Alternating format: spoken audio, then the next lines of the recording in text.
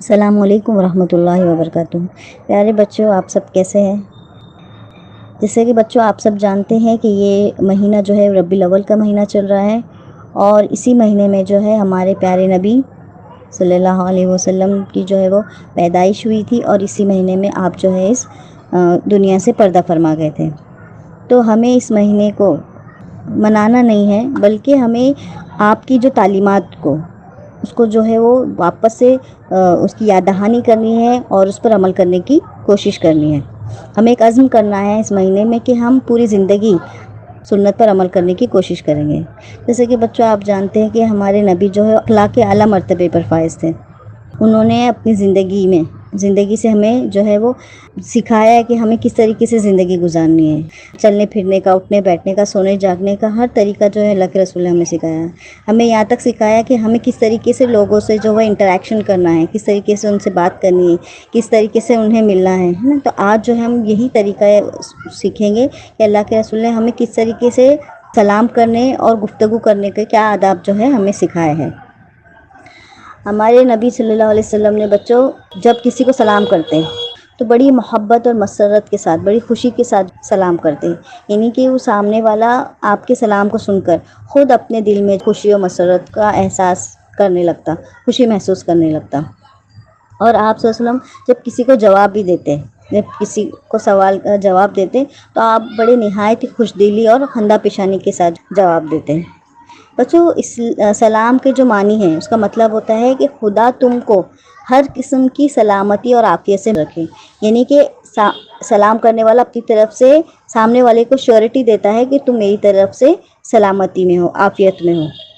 اللہ کے رسول صلی اللہ علیہ وسلم نے فرمایا کہ وہ آدمی خدا سے زیادہ قریب ہے جو سلام کرنے میں پہل کرتا ہے۔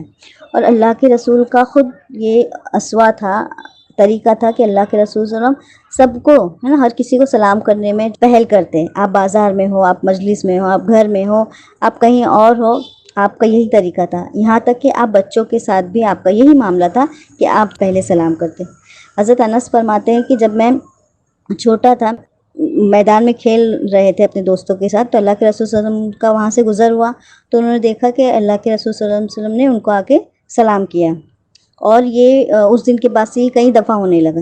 اب حضرت انس فرماتے کہ میں اور میرے ساتھیوں نے ایک ترکیب سوچی کہ اب ہم نبی کو سب سے پہلے ہم سلام کریں گے۔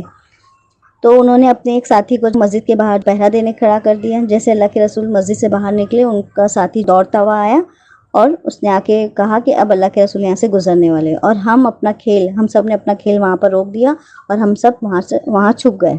جیسے اللہ کے رسول صلی اللہ علیہ وسلم کا وہاں سے گزر ہوا، ہم سب نے آپ کو سلام کیا۔ تو دیکھیے بچوں یہ کتنا بہترین طریقہ تھا اللہ کے رسول صلی اللہ علیہ وسلم کا۔ اللہ کے رسول نے کوئی بڑی بات نہیں سمجھائی، ان کے پکڑ کے ان کو سمجھایا نہیں، بس ہلکا ایک یہ عمل کیا کہ سب سے پہلے سلام میں پہل کرتے تھے، اور وہ بچوں کو سکھایا کہ آپ کو سلام کس طریقے سے کرنا ہے نا۔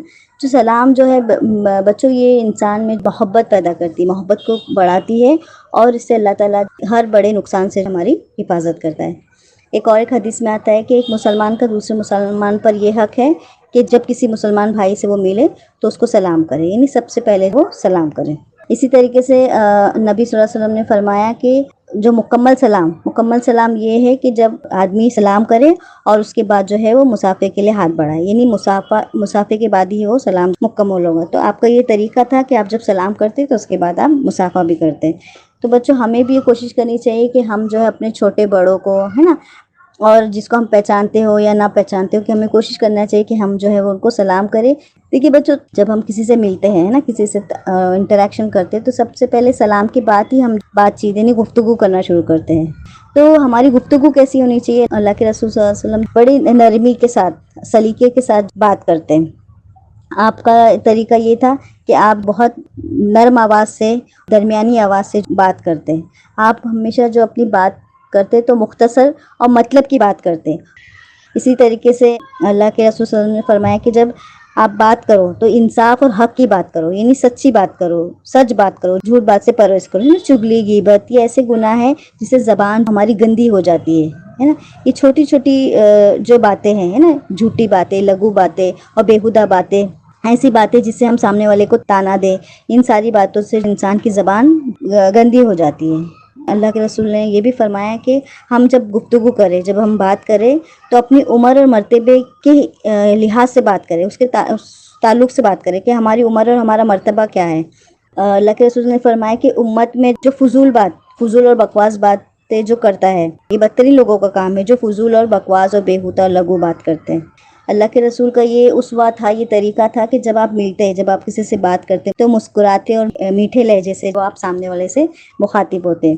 ایک صحابہ فرماتے ہیں کہ اللہ کے رسول جب بات کرتے ہیں تو آپ اتنی میٹھی اور نرمی سے بات کرتے ہیں، آپ کی گفتگو میں اتنی مٹھاس ہوتی، اتنا ٹھہراؤ ہوتا کہ ہم چاہتے کہ اللہ کے رسول بس باتیں کرتے رہے اور ہم آپ کی باتوں کو سنتے رہے۔ تو میں اللہ سے دعا کروں گی کہ اللہ تعالیٰ ہمیں ساری کوالٹیز پیدا کرے، ہمارے لیے آسانی فرمائے کہ ہم اس چیز پر عمل کرنے والے بنیں۔ وآخر دعوانا الحمدللہ رب العالمین۔